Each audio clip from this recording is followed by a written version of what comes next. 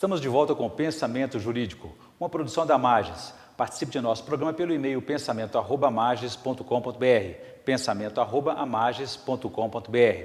Hoje estamos discutindo os 20 anos do Estatuto da Criança e do Adolescente, completados no último dia 13 de julho. Seus principais desafios e gargalos. A nossa entrevistada é a juíza Valéria da Silva Rodrigues, que é titular da Vara Infracional da Infância e Juventude de Belo Horizonte. Doutora Valéria, a senhora participou do seminário, na semana que o Estatuto completou 20 anos, o seminário chamado Educar e Efetivar Direitos. Quais são esses desafios do Estatuto neste momento? Olha, o seminário idealizado pelo tribunal foi de suma importância. Eu participei dos 2 dias de seminário e pude observar que o nosso público era um público eclético, ou seja, de profissionais tanto da área jurídica, como da área de saúde, como da área humanas, né, assistentes sociais, psicólogos. E o que foi mais importante foi que ali não era só um palestrante falando para uma plateia. Eram todos que estavam sentados na plateia, também tinha a mesma qualidade, gabarito profissional. Então, houve uma troca de informações, houve um amadurecimento de determinados temas na aplicação do nosso dia a dia.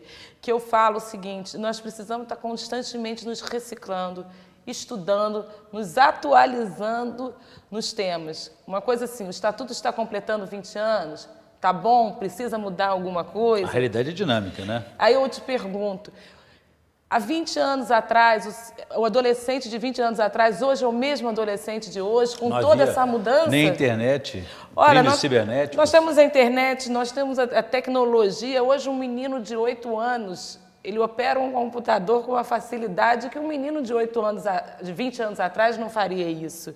Então, o que a gente não pode trabalhar é o seguinte, porque na minha época eu não falava assim com a minha mãe, porque a educação que eu recebia 20 anos atrás não era esse comportamento. Eu acho que nós precisamos nos atualizar a essa nova cultura, a esses novos valores que estão sendo impostos pela globalização, para podermos trazer de forma diferente os valores que a gente sempre teve. Não é que nós não devemos abrir mão da nossa educação, da nossa cultura, deixar que a cultura lá de fora domine. Mas nós temos que compreender a cultura nova, não ficar parados naquilo, nós adultos, do que foi passado para a gente está se atualizando para poder falar com o adolescente a fala atual, mas passando os nossos valores. Porque a cada época, existem os valores permanentes e os conjunturais, e a cada época é um desafio diferente. Por exemplo, além da tecnologia que você se referiu aqui há pouco, a questão da violência e da exclusão, que tipo de efeitos eles têm sobre as crianças? Olha, a exclusão social é uma das piores que nós temos, né? A falta de oportunidades. É que eu falo assim, nós vivemos num país, né, onde a economia é capitalista, isso influencia no todo o comportamento social e cultural. Então, o adolescente, independente da classe econômica dele, ele é igual o adolescente da classe rica, ele é igualzinho o adolescente de classe menos favorecida. O modo de pensar, de agir, de querer, só que de desejar as coisas. Só que uns têm acesso mais fácil, os outros não.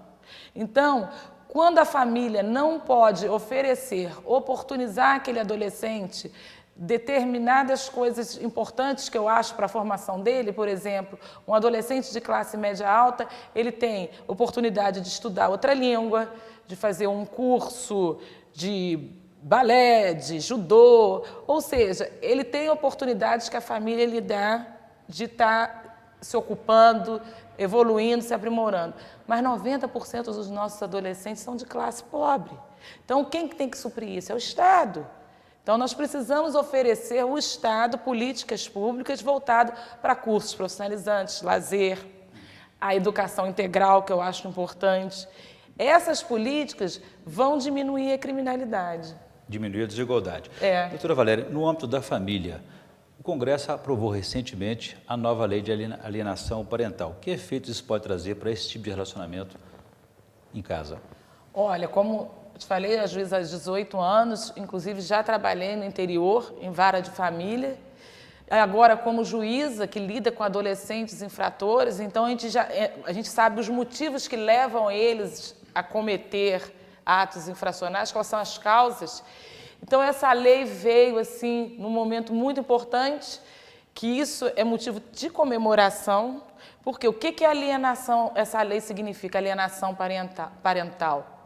Ela visa a punir aquele pai ou aquela mãe que estão se separando, se divorciando e usam os filhos como vingança contra o outro genitor ou a genitora, que acontece muito.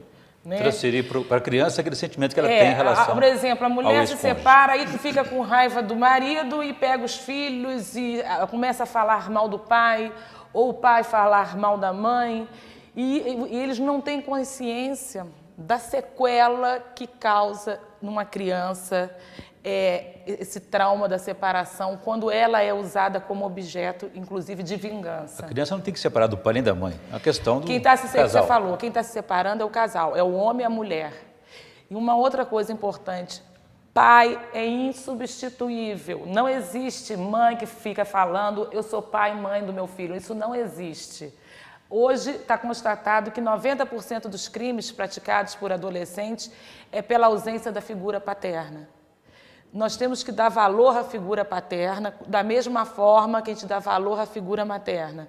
São dois papéis importantes que não podem ser separados.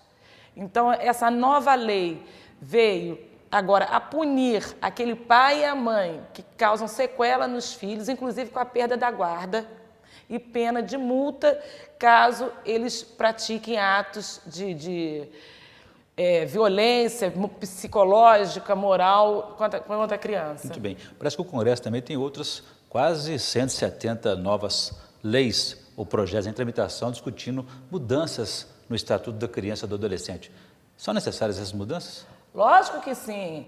Apesar de alguns profissionais da área da infância falarem que o Estatuto é muito novo, tem 20 anos, eu já sou da posição contrária, 20 anos é muito tempo, né, dentro do avanço nosso, da evolução da gente como ser humano. O Código Penal ele é de 1940, mas quantas leis já vieram atualizando o Código? A mesma coisa eu entendo que o Estatuto, ele não precisa, ele como pilar, né, não precisa ser modificado, mas alguns artigos precisam ser atualizados. Principalmente na área que eu lido, que é a área de responsabilização penal juvenil. E a questão da tecnologia também tem que se adaptar e adequar à nova realidade. Muito bem, eu vou fazer um novo intervalo, doutora Valéria. Gostaria que no próximo bloco a senhora comentasse também o comportamento do judiciário aí com relação ao Estatuto da Criança e do Adolescente. A gente volta em instantes.